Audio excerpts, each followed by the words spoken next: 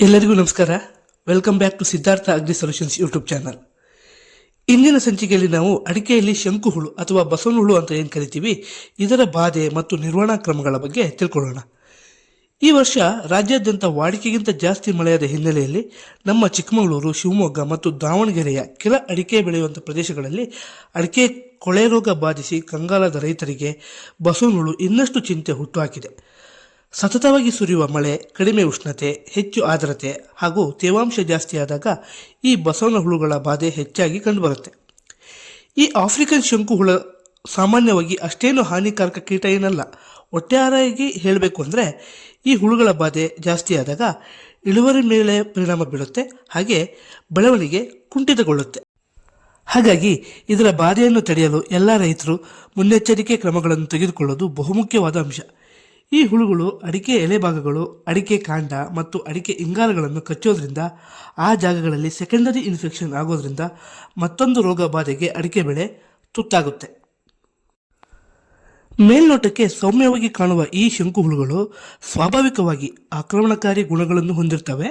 ಇವುಗಳು ಗಟ್ಟಿಯಾಗಿರುವ ಅಡಿಕೆ ಮರದ ಭಾಗಗಳನ್ನು ಮತ್ತು ಗರಿಗಳನ್ನು ಕೊರೆಯುವ ಸಾಮರ್ಥ್ಯ ಕೂಡ ಈ ಕೀಟಗಳಿಗೆ ಇರುತ್ತೆ. ಮುಖ್ಯವಾಗಿ ಮಳೆಗಾಲ ಆರಂಭವಾದಾಗ ಅಡಿಕೆ ಮರಗಳು ಇಂಗಾಲಗಳು ಬಿಡಲು ಪ್ರಾರಂಭಿಸಿದಾಗ ಈ ಹುಳುಗಳು ನೇರವಾಗಿ ಎಳೆಯ ಇಂಗಾಲಗಳ ಮೇಲೆ ದಾಳಿ ಮಾಡ್ತವೆ. ಮುಖ್ಯವಾಗಿ ಈ ಹುಳುಗಳು ಹೆಚ್ಚಾಗಲು ಕಾರಣವೇನು ಅಂತ ನೋಡೋದಾದರೆ, ಮೊದಲಿಗೆ ತೋಟದಲ್ಲಿ ಹೆಚ್ಚು ಕಳೆ ಬೆಳೆದಿದ್ದರೆ, ಹಾಗೆ ಕಿತ್ತ ಕಳೆಗಳನ್ನು ಒಂದೇ ಕಡೆ ರಾಶಿ ಹಾಕಿದರೆ ಅಂಥ ಕಡೆ ಈ ಶಂಕು ಹುಳುಗಳು ಹೆಚ್ಚಾಗ್ತವೆ. ಏಕೆಂದರೆ ಕಸ ಮತ್ತು ಕಳೆ ಜಾಸ್ತಿ ಇರುವ ಜಾಗದಲ್ಲಿ ಈ ಹುಳುಗಳು ಅವಿತುಕೊಂಡು ಸಂತಾನೋತ್ಪತ್ತಿ ಮಾಡಲು ಸೂಕ್ತ ವಾತಾವರಣವಾಗಿರುತ್ತೆ. ಈ ಶಂಕು ಹುಳುಗಳು ತನ್ನ ಜೀವಿತಾವಧಿಯಲ್ಲಿ ಸುಮಾರು 200ರಿಂದ 500ರಷ್ಟು ಮೊಟ್ಟೆಗಳನ್ನು ಇಡುತ್ತೆ. ಇದರ ಬಾಧೆ ಸಾಮಾನ್ಯವಾಗಿ ಸಂಜೆ ಮತ್ತು ಬೆಳಗಿನ ಜಾವದ ವಾತಾವರಣದಲ್ಲಿ ಜಾಸ್ತಿ ಇರುತ್ತೆ. ಇನ್ನು ಇದರ ನಿರ್ವಹಣಾ ಕ್ರಮಗಳ ಬಗ್ಗೆ ಗಮನ ಕೊಡೋದಾದರೆ,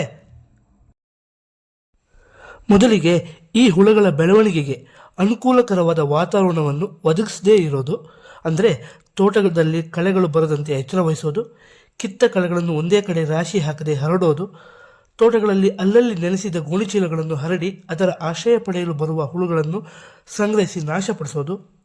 ಸಾಮಾನ್ಯವಾಗಿ ತೋಟದಲ್ಲಿ ಕಾಲುದಾರಿಗಳು ಹಾಗೂ ಕೆಲ ನಿರ್ದಿಷ್ಟ ಜಾಗದಲ್ಲಿ ಹರಳು ಉಪ್ಪನ್ನು ಹಾಕೋದ್ರಿಂದ ಇದರ ನಿರ್ವಹಣೆ ಮಾಡ್ಬೋದು. ಹಾಗೆ 25ರಿಂದ 30 ಗ್ರಾಂ ಬ್ಲೀಚಿಂಗ್ ಪೌಡರ್ ಆಗಿರ್ಬೋದು, ಸುಣ್ಣದ ಪುಡಿ ಆಗಿರ್ಬೋದು, ತಂಬಾಕಿನ ಪುಡಿ ಆಗಿರ್ಬೋದು, ಹಾಗೆ ಮೈಲುತುತ್ತದ ಮಿಶ್ರಣವನ್ನು ಸಿಂಪರಣೆ ಮಾಡೋದ್ರಿಂದ ಈ ಹುಳುಗಳನ್ನು ನಾಶಪಡಿಸಬಹುದು.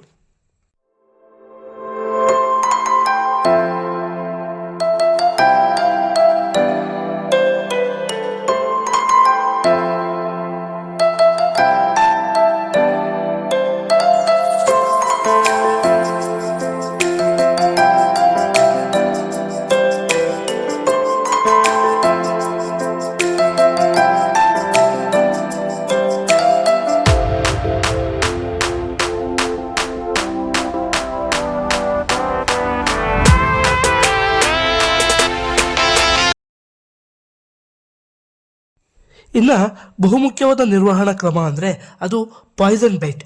ಈ ಪಾಯ್ಸನ್ ಬೈಟನ್ನು ಸ್ವತಃ ರೈತರೇ ತಯಾರಿಸಿಕೊಂಡು ಬಳಸಬಹುದು. ಇದನ್ನು ತಯಾರಿಸುವ ವಿಧಾನ ಹೇಗೆ ಅಂದರೆ,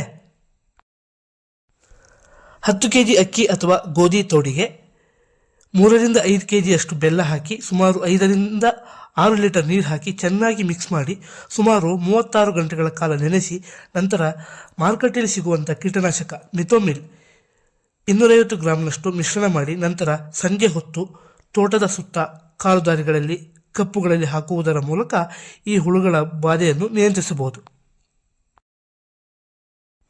ಹಾಗೆಯೇ ಸ್ವಲ್ಪ ಮಾಗಿದ ಪಪ್ಪಾಯಿ ಹಣ್ಣನ್ನು ಸಣ್ಣ ತುಂಡುಗಳಾಗಿ ಕತ್ತರಿಸಿ ಸಣ್ಣ ಸಣ್ಣ ತುಂಡುಗಳನ್ನು ತೋಟದಲ್ಲಿ ಅಲ್ಲಲ್ಲಿ ಸಂಜೆ 6ರಿಂದ 7 ಗಂಟೆಯ ಅವಧಿಯಲ್ಲಿ ಇಡೋದ್ರಿಂದ ಅಂತಹ ಕಡೆ ಎಲ್ಲ ವಯಸ್ಸಿನ ಕೀಟಗಳು ಆಕರ್ಷಿತವಾಗ್ತವೆ.